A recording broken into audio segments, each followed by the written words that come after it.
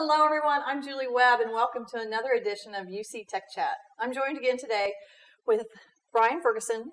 Hello. And Brian and I are going to be talking about hybrid cloud in your phone system.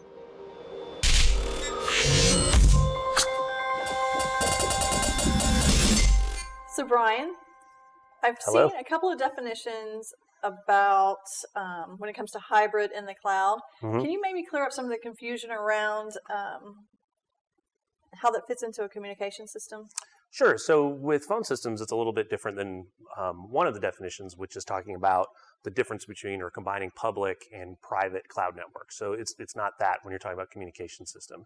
When we talk about phone systems, it's the ability to combine deployments that are on the cloud and on premises. So taking advantage of both premise-based systems and cloud-based systems simultaneously within the same solution. So what are some of the benefits?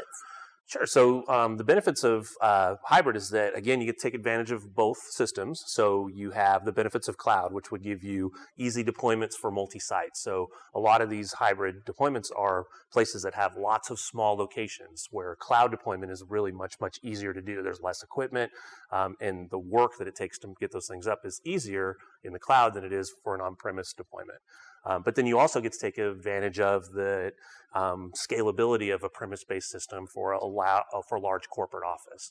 So it's just the ability to take advantage of both within the same solution. So you touched on it a little bit, but talk to us more about how hybrid, some use cases where hybrid is the best fit for a company. How would someone determine if they should go with a hybrid solution? Sure. So an easy one is if you have a large corporate office or one location of yours that is much larger, that really fits for a premise-based system, probably over 50 users. And then you have lots of small locations that are distributed, whether that's, even just in your own city or all over the world. That is a perfect use case for hybrid. So think about a franchise company.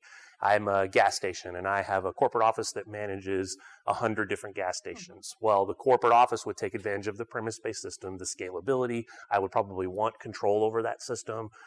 So I'd want a premise-based system there. But I don't want to have to put an individual phone system at 100 gas stations where I may only have one or two phones, where I can just put cloud out there, put out phones out there with just basic network equipment, and I can have the best of both worlds at that point. And the really cool thing is if you have a system that uses the same software between them, you can peer all that together and it can look as one system.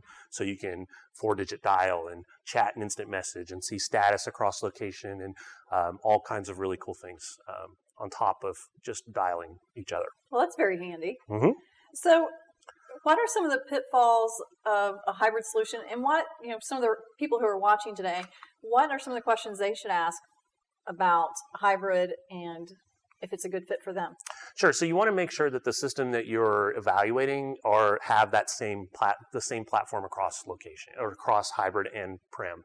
So there are some vendors out there that do sell both, but it's not the same. So peering them together is impossible or very, very difficult.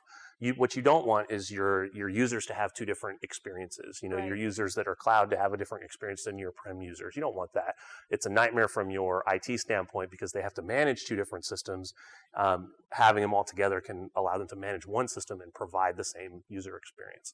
And then you just want to be able to justify the cost and make sure that the cost model fits in with what you're talking about and how many remote locations you have compared to that prem. Does that prem system really justify being on premise, or can it go to cloud too? So you just have to really determine whether you have the need for both, and then you choose a system that can kind of federate all of them together. Perfect. Well, thanks a lot. That was some great information today. All right, no problem. Thank you. Every day, every time we meet, it's great information. I hope so. Well, thank you everyone for joining us, and we'll see you next time for another edition of UC Tech Chat.